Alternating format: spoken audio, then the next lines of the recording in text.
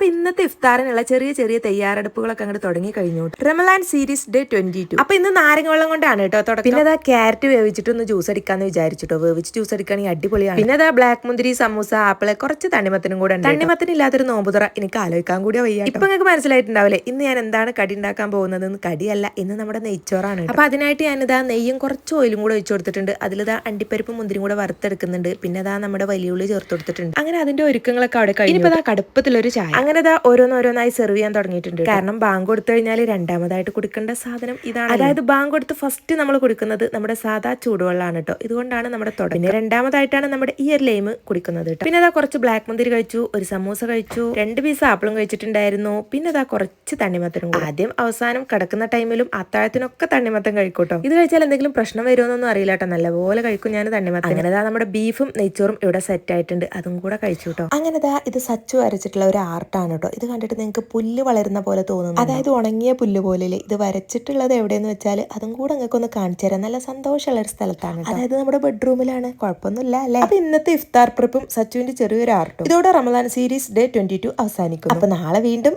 കാണാട്ടോ.